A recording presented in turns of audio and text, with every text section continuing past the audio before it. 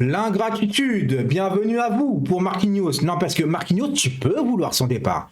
Tu peux vouloir dire qu'il est mauvais maintenant depuis plus d'un an, qu'il n'a pas le niveau, que ce soit mental, que ce soit technique, etc. Mais est-ce que tu peux vouloir son départ, s'il te plaît? Je parle à ceux vraiment qui sont concernés là-dessus. Est-ce qu'on peut vouloir le départ de Marquinhos sans lui manquer de respect, en vérité? 10 ans. Tu sais ce que ça représente, 10 ans? Et c'est pas comme si je vais t'apprendre quoi que ce soit sur Marquinhos. Hein, parce que quand tu fais un tifo sur lui à l'époque, parce qu'il prolonge, où tout le monde est content, parce qu'il aime le club, il déclare son amour pour le Paris Saint-Germain, et que c'est toujours le cas, hein, et que derrière, tu te souviens par exemple qui te sauve face à l'Atalanta, un des meilleurs matchs du Paris Saint-Germain chez QSI, où te donne plus d'émotion que de n'importe quel autre match. Tu te souviens de celui-là où c'est Marquinhos qui égalise face à l'Atalanta? Tu te souviens de ce truc-là où l'ingratitude continue? Non. Et le match d'après, en demi-finale de Ligue des Champions, qui ouvre le score face à Leipzig et te permet d'avoir un match plus que tranquille? Ah bah Marquinhos, encore une fois, qui en plus gère très bien sa défense face à Leipzig. Comme c'est bizarre. Le Barça, tu te rappelles son sauvetage? Tout le monde était unanime là-dessus. Marquinhos, le futur plus grand défenseur du monde. Il y a encore un peu plus d'un an, tout le monde disait que c'était le meilleur défenseur du monde. Le meilleur défenseur du monde.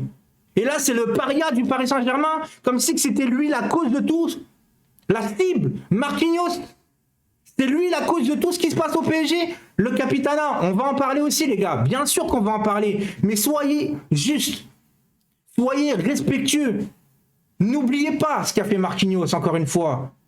Hein? Quand il marque face au Bayern aussi, l'année d'après, du Final 8, tout le monde n'oublie pas tout ça. Tout le monde n'oublie pas. Le capitana, on va en parler maintenant, parce que ça, il y a des trucs qui me dépassent complètement. A-t-il le niveau pour avoir le capitana? Non. Mais j'ai une question à vous poser. Qui lui donne? Le vrai responsable, c'est pas celui-là qui porte le capitana, c'est celui qui lui donne alors qu'il n'a pas le niveau. Il a pu s'essayer, il a vu qu'il n'a pas le niveau. Ça l'a fragilisé. Je suis désolé. Et on va parler d'une autre chose qui a fragilisé Marquinhos, que personne n'en parle parce que personne ne veut peut-être en parler, mais je vais être là pour en parler. Pourquoi tu donnes pas le capitana à quelqu'un d'autre? Ils sont où les coachs? Ils sont où les dirigeants pour dire bah ce mec-là n'a pas le niveau pour porter le capitana, c'est pas un leader d'équipe, on change de capitana. Mais tout le monde ferme sa gueule. On préfère laisser Marquinhos en prendre plein la gueule. Et encore une fois, le capitana c'est qu'une excuse. Et là, je suis désolé, tous ceux qui trouvent une excuse du capitana, je vais vous dire les choses. Franchement, est-ce que le fait de pas avoir le capitana t'empêche d'ouvrir ta gueule en vérité sur le terrain? Non. Danilo, pourquoi lui il ouvre sa gueule? Pourquoi il engueule Messi? Pourquoi il engueule Neymar? Pourquoi il engueule Mbappé? Parce que lui, il a les coronesses. Mais qui aujourd'hui est leader dans cette équipe, en fait? Qui va oser ouvrir sa gueule sur le terrain? Personne. Qui aujourd'hui progresse? Je te parle même au niveau de jeu. Qui aujourd'hui progresse au PSG, à part Nuno Mendes?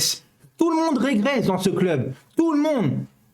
T'as un potentiel et finalement, ça descend. Qui progresse aujourd'hui? Personne. Alors de mettre la cible sur Marquinhos, je suis désolé, on parle de prolonger Ramos. Oh! Mais il faut être malade pour vouloir dégager autant avec ingratitude Marquinhos. Marquinhos, je suis désolé, moi aussi je souhaite son départ parce que je trouve que c'est trop. C'est fini avec le Paris Saint-Germain. Mais moi je vais jamais être là à dire Marquinhos dégage. Le respect, il est où, les gars? Après, vous vous plaignez que les joueurs n'ont pas d'amour pour le Paris Saint-Germain. Mais si ça fait 10 ans que tu es au club et que tu veux le dégager comme un malpropre, comme si c'était encore une fois un Paredes où ça fait 2-3 ans qu'il est là, mais vous tombez sur la tête, les gars. Et le niveau de Marquinhos, c'est ce qu'il n'a pas perdu. Parce que vous savez, c'est quoi qui donne confiance en premier lieu à une défense? Vous savez très bien c'est quoi? C'est le gardien de but.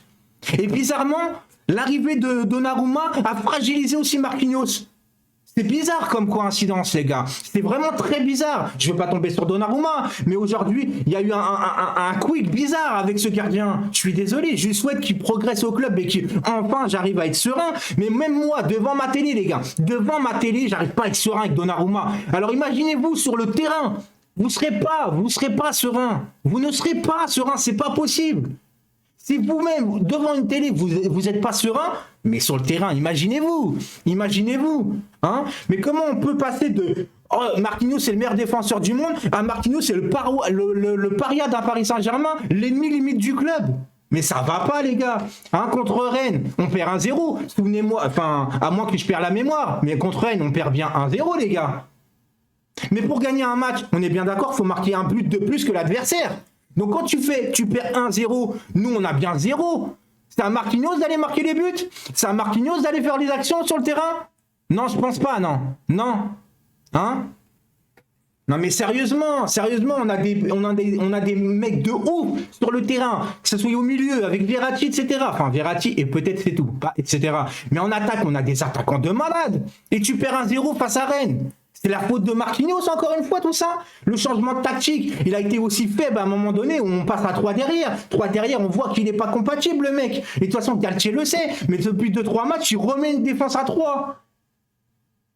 Sérieusement, non mais en fait je m'énerve pour rien parce qu'en fait on est ingrat. T'as des mecs qui chient sur le club, ils chient tout le temps sur le club H24. Ils ont même pas un comportement professionnel. Lui ça fait 10 ans il est là, il s'entraîne, il vient, il se cache pas en plus. Il est mauvais, il le dit, il se cache pas. Mais il a toujours respecté le club. Qu'est-ce que vous voulez? Qu'est-ce que vous voulez en fait?